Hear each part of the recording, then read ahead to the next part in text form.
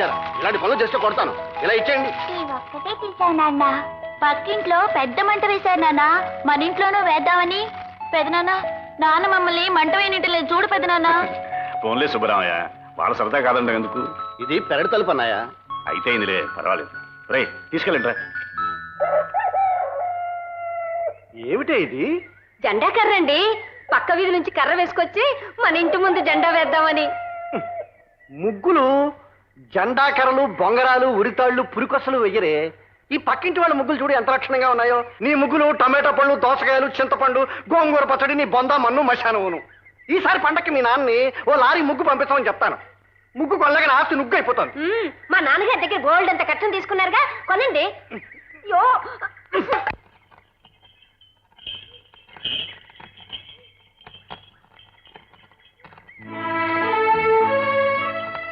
జాగ్రత్త. రామజానకిరా రాలుడు. ఎలా ఉన్నావు బాబాయ్? నాకేమమ్మా. ఏమ్మా జానకి, మన రాజా బాగా పొడిగిదిగాడే. 3 నెలల క్రితం చూశాను, ఇంత ఎత్తులేడు. అవును మావి గారు, ఎదిగే వయసు కదూ. రాజా మీ మరిదిలా ఉండడమ్మా. ఎవరన్నా చూస్తే కొడుకు అనుకుంటారు. లక్షణంగా ఉంటారు చక్కగాను. ఇదిగో మా పిల్లలు ఉన్నారు కోతుల్లో. మరేనమ్మా, నా పిల్లలకి వాళ్ళ నాన్నగారి పోలికలే వచ్చాయి. ఏమిటే? నేను ఆ మాట అనేమంటారా? వద్దు, అక్కడతో అత్తయ్య అన్నది చాలు. ముగ్గు డబ్బాల మొహం నువ్వును. అత్తయ్య, పిల్లలకు తలంట్లు పోసారా? ఇదిగా ఇప్పుడు పోస్తానమ్మా. అమ్మో తలంటే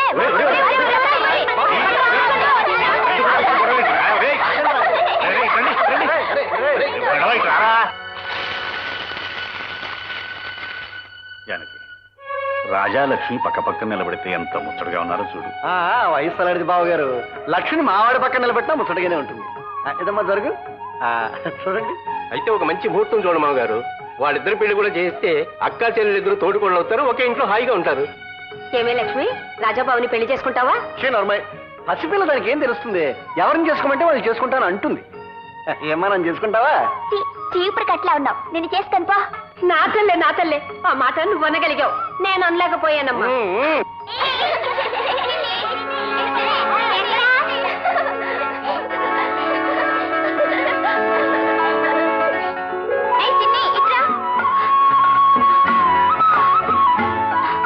ఆయాసం వస్తుంది, నేను ఇంకా ఆడలేను బాబు. నా పేరు రాసావే? నా ఇష్టం. నీ పేరు నేను రాయలేనా? చూసుకో. మీ ఇద్దరు ఆడుకుంటువేనా? రండి మరందరం కలిసి ఆడుకుందాం. ఏం ఆట ఆడుకుందాం? మట్టితో చిన్న చిన్న ఇల్లు కట్టుకుందాం రండి.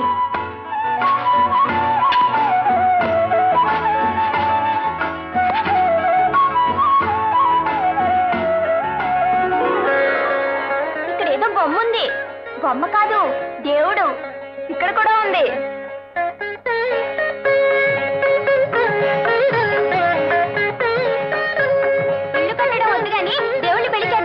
ఎలా చేస్తాం మరి? అన్ని మగమ్మలే. పోనీ పూజ చేద్దాం. త్వరగా పట్టండి.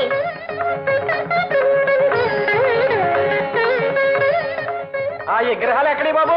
ఆ ఊర్లో మాకు మట్టిలో దొరికాయి. విగ్రహాలు దొరికాయి? అవునండి, అక్కడే ఓ చెట్టు కింద పెట్టి అప్పుడే పూజలు కూడా ప్రారంభించేశారట.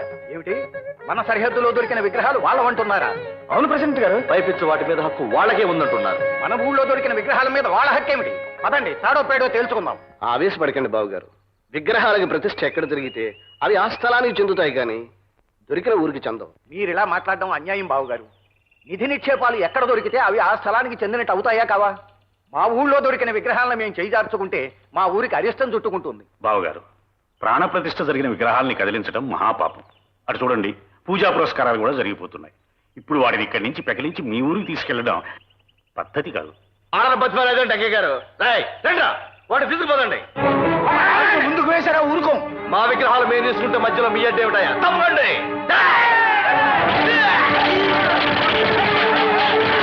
చిలికి చిలికి గాలి వలయ్యేట్టుగా ఉంది. వెళ్ళి ఆపండి.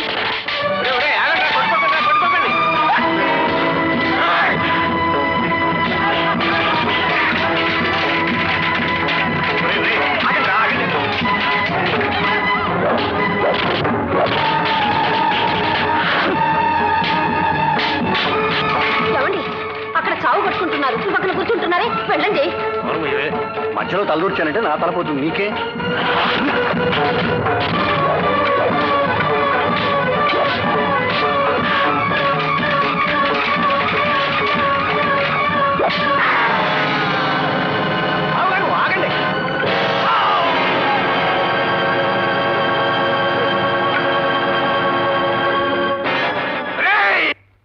కత్తి వేటు పడింది ఓ వ్యక్తి మీద మాత్రమే కాదు, ఓ వంశం మీద. తన తండ్రిని హరితండ్రి చంపాడన్న కసి చిన్ని రాజాలోను, తన తండ్రిని రాజా అన్న చంపాడన్న కోపం చిన్ని హరిలోనూ బలంగా నాటుకుపోయాయి. ఆ రెండు కుటుంబాల మధ్య సంబంధ బాంధవ్యాలు పూర్తిగా తెగిపోయాయి. రాజా అన్న రంగణ్ణి పోలీసులు ఖైదు చేశారు. కేసు నడిచింది, అతనికి శిక్ష పడింది. ఆ విగ్రహాలు మాకు చెందాలంటే మాకు చెందాలని రాఘవాపురం, రామాపురం ప్రజలు కోర్టుకెక్కారు. ఆ విగ్రహాలు రాఘవాపురం నేలలో బయటపడ్డాయి గనక అవి ఆ ఊరికే చెందాలని కోర్టు తీర్పునిచ్చింది. ఆ తీర్పుకి రామాపురం కుంగిపోగా రాఘవాపురం విజయ గర్వంతో పొంగిపోతూ పండుగ జరుపుకుంటోంది.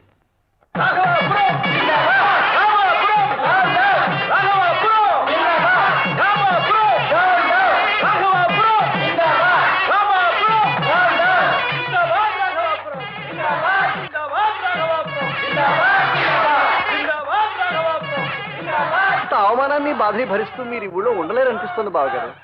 ఉండలేము. అలాగని ఎక్కడికి వెళ్ళగలని చెప్పు. నాకు భేషైన ఆలోచన తడుతుంది బావగారు. ఏమిటి? రేపో మర్నాడో మన పిల్లల్ని పట్టం పంపించి చదివించుకోవాలి కదా.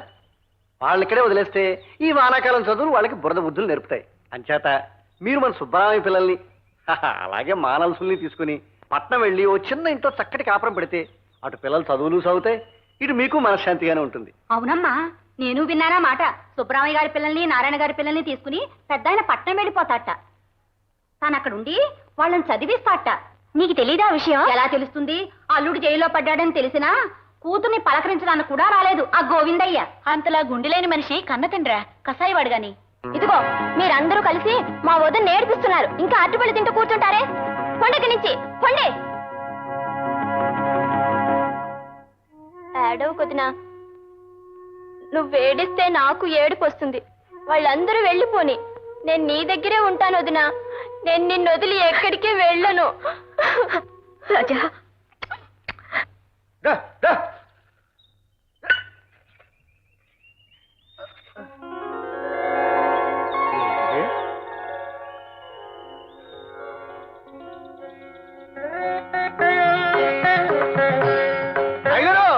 అమ్మవారి విగ్రహం దొరికింది. మన పొలంలో అమ్మవారు వెలిసిందా? అవును బావగారు.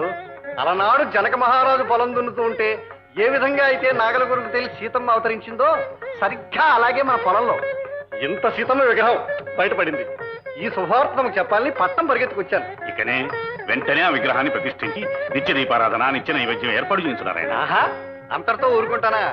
సీతమ్మ వారి విగ్రహం మన ఊళ్ళో దొరికింది కనుక ఎప్పుడో తాతల కాలం నాడే సీతారామాలయం మన ఊళ్ళో ఉండేదని, అందువల్ల రాముల వారి విగ్రహం కూడా మనకే చెందాలని ఆ రాఘవాపురం మీద మళ్ళీ ఒక కేసు పెడతాను. సీత విగ్రహం మాకే వచ్చి తీరాలి, ఖర్చు ఎంతైనా సరే.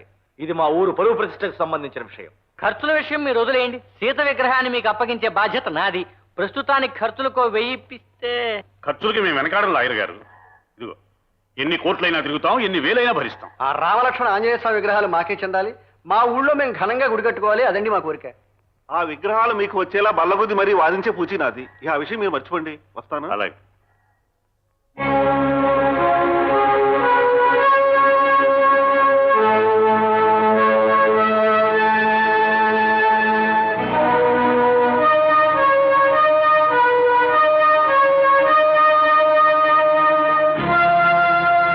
వచ్చారు లాయర్ గారు. అయ్యా లాయర్ గారు, ఇన్నేళ్లు మా దగ్గర చాలా పుచ్చుకున్నారు. ప్రస్తుతం ఈ కూల్ డ్రింక్ మిగిలింది, ఇది కూడా పుచ్చుకోండి. Thank you. అయ్యా, 14 ఏళ్ళు మమ్మల్ని ఇలా కోర్టు చుట్టూ తిప్పుతూనే ఉన్నారు. ఇంకా ఎంతకాలం పడుతుంది చెప్పండి? కేసు బాగా కాంప్లికేటెడ్ కదండి, కాస్త టైం పడుతుంది. మరి ఈసారి మనం సరాసరి హైకోర్టుకే వెళ్తాం. ఊరుకుంటామా? ఏం ఊరుకోవడమో ఏమిటోనండి.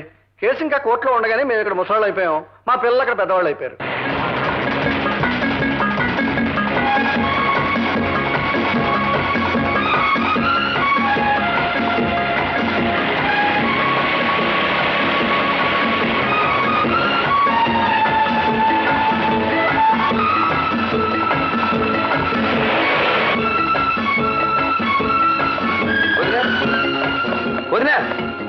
ఏమిటి నాయనా హడావుడి?